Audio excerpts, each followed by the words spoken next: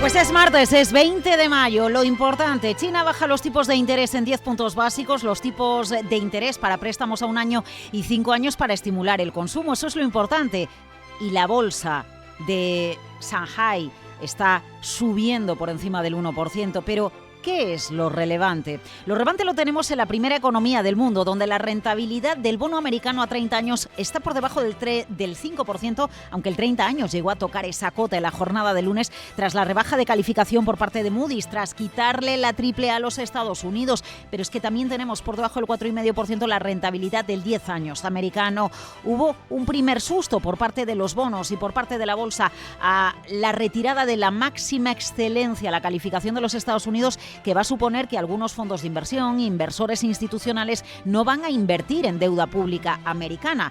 Y es aquí donde llega el dilema. Si algunos inversores institucionales no van a comprar bonos emitidos por los Estados Unidos, hasta ahora la economía más fiable y más segura del mundo, ¿qué vamos a hacer nosotros, los inversores particulares? ¿Debemos tener en cartera, en nuestras inversiones, en nuestros fondos, deuda pública de los Estados Unidos? Esa es una de las grandes preguntas que nos va a acompañar en una jornada de martes en la que observamos cómo Donald Trump lo intentó, pero no ha podido. Intentó la paz en Ucrania nada más llegar a la Casa Blanca. No ha podido. Intentó poner fin al ataque de Israel a la Franja de Gaza. Tampoco ha podido. Intentó imponerle aranceles a todo el mundo y el mercado le dijo que no es. ¿Qué pasa con la figura de Donald Trump? Tanto intento y él sigue, pues con su lenguaje contundente, dirigiéndose en redes sociales o en rueda de prensa a los mercados, a la economía, al resto de líderes mundiales, pero a la hora de la verdad,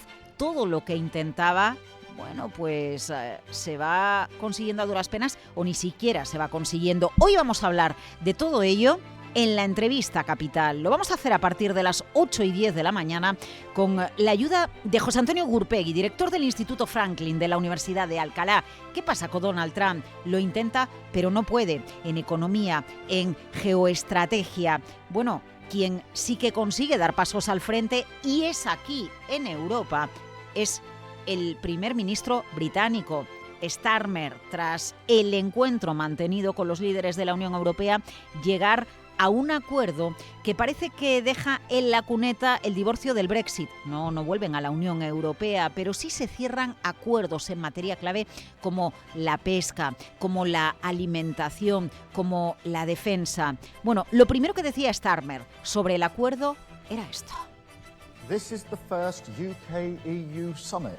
Esta es la primera cumbre entre Reino Unido y la Unión Europea, marca una nueva era en nuestra relación. Este acuerdo es beneficioso para todos, cumple con lo que el pueblo británico votó el año pasado, nos brinda un acceso sin precedentes al mercado de la Unión Europea, el mejor que cualquier país fuera de la Unión Europea. Todo ello manteniendo las líneas rojas de nuestro manifiesto sobre no reincorporarnos al mercado único, la unión aduanera y el retorno a la libertad de circulación.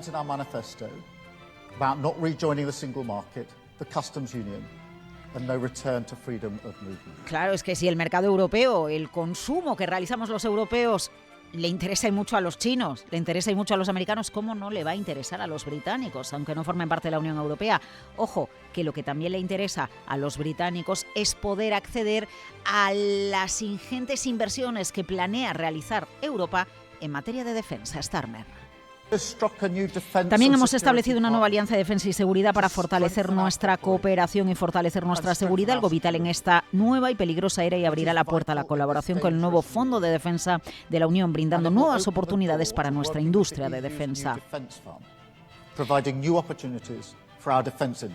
Hoy, sobre el nuevo acuerdo, la nueva relación Reino Unido con la Unión Europea, vamos a hablar en Capital, la Bolsa y la Vida, con Miguel Yagüe, Rubén García Quismondo, Fernando Zunzunegui. Será a partir de las 8:15 de la mañana, la gran tertulia de la economía, en un día en la que los futuros europeos vienen tranquilos, en un día en el que la actualidad económica en España nos va a dejar referencias de calado, elecciones en Cepime en medio de la guerra interna que mantiene el actual presidente con Garamendi, y en la que vamos a conocer el dibujo del escenario con riesgos y oportunidades de la economía española que va a realizar el Banco de España, después de que ayer la Comisión Europea elevara al 2,6% las previsiones de la economía española. Y pongamos una pregunta encima de la mesa.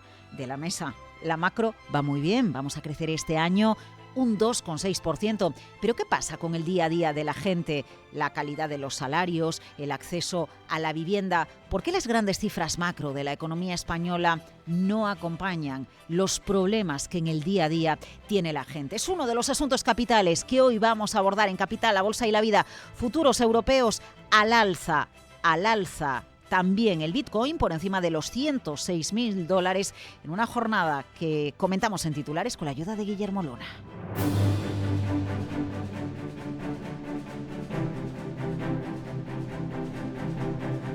Bueno, pues el presidente Donald Trump lo intenta, anuncia conversaciones entre Rusia y Ucrania tras 2 llamadas con ambos líderes. Guillermo. Aunque no se ha logrado ningún acuerdo para establecer un alto el fuego, en su red social destaca que todo salió muy bien y que el tono fue excelente. Trump reconoce que las negociaciones serán difíciles por el carácter de Putin y de Zelensky. Hay grandes egos involucrados, pero creo que algo va a pasar y si no ocurre yo me echaría atrás y ellos tendrán que seguir adelante. De nuevo, esta es una sustitución europea. Debería haber seguido siendo una situación europea, debería haber seguido siéndolo, pero lo hemos hecho porque la administración anterior sintió muy fuertemente que debíamos involucrarnos. Nos involucramos mucho más que Europa en términos de dinero. Y es que al finalizar la conversación con Putin, Trump llamó a Zelensky, a la presidenta de la Comisión Europea, Ursula von der Leyen, y a los líderes de Italia, Francia, Alemania y Finlandia, que han subrayado su disposición a reforzar la presión sobre Moscú. Bueno, el presidente de Ucrania planea una cumbre de alto nivel con Rusia, Estados Unidos y Europa para avanzar hacia la paz. Y el que también se pronuncia y habla de conversaciones francas es Vladimir Putin. Guillermo. Sí, Putin también califica de muy franco, muy útil y muy constructivo su intercambio de 2 horas con Trump y lo que propone trabajar con Ucrania en una hoja de ruta sobre un alto al fuego, los principios del arreglo y la firma de un tratado de paz. Rusia ha mostrado su disposición a suministrar a China 2,5 millones de toneladas adicionales de petróleo vía Kazajistán. Moscú ya ha aprobado un protocolo para modificar el acuerdo energético con Pekín, que actualmente contempla entre 7 y 10 millones de toneladas anuales. Bueno, y ya que estamos hablando del contexto guerra, ministros de Defensa y Exteriores de la Unión Europea celebran hoy 2 consejos en Bruselas. Van a dar luz verde oficial al 17º paquete de sanciones contra Rusia. Y también abordarán cómo seguir reforzando la base industrial militar comunitaria. En primer lugar, se reunirán los titulares de defensa presididos por la alta representante de la Unión Europea para Asuntos Exteriores y también su homólogo en Ucrania, Rustem Umerov. A continuación se reunirán los ministros de Exteriores que escucharán a su homólogo ucraniano Andriy Sybiga. Se prevé que aprueben formalmente el 17º paquete de sanciones contra Moscú, que incluye medidas restrictivas contra otras 75 personas o instituciones y cerca de 200 buques de la llamada flota fantasma de Rusia. Acuerdo entre Reino Unido y la Unión Europea en muchísimos ámbitos, de la defensa al comercio, pasando también por la pesca. Son conclusiones de la primera cumbre bilateral tras la salida británica del bloque comunitario en 2020. Tanto la presidenta de la Comisión Europea como el primer ministro británico anuncian el inicio de una nueva era en las relaciones entre ambos en una cumbre en la que han acordado una nueva asociación estratégica. El primer ministro británico asegura que estos pactos marcan una nueva era con iniciativas que incluyen facilitar los flujos comerciales de productos agrícolas y un pacto pesquero que garantizará el acceso recíproco a las aguas británicas y europeas hasta el año 2038. También hemos alcanzado una nueva asociación de defensa y seguridad para fortalecer nuestra cooperación y reforzar nuestra seguridad, lo que es vital en esta peligrosa nueva era y abrirá la puerta a trabajar con el nuevo Fondo de Defensa de la Unión Europea, proporcionando nuevas oportunidades a nuestra industria de defensa. Starmer también ha defendido el compromiso de crear un programa de movilidad juvenil, pero se enfrenta a críticas de la oposición y de Escocia por el pacto pesquero, que lo acusan de aceptar todo lo que pide la Unión Europea. Pues sí, los escoceses están muy enfadados por el uso de sus caladeros por parte de la Unión Europea. Bueno, vamos en materia energética con España y Portugal. Envían 2 cartas, Guillermo, al comisario de Energía. Solicitan un mayor impulso de las interconexiones eléctricas previstas entre la península y el resto del continente. También se las remitirán al ministro de Energía francés. Según fuentes del Ministerio para la Transición Ecológica, esta iniciativa se ha planteado a instancias de la vicepresidenta tercera, Sara Agesen, que se ha reunido de forma telemática con su homóloga portuguesa. España quiere conseguir así que salgan adelante los enlaces transpirenaicos, que son los que van más atrasados.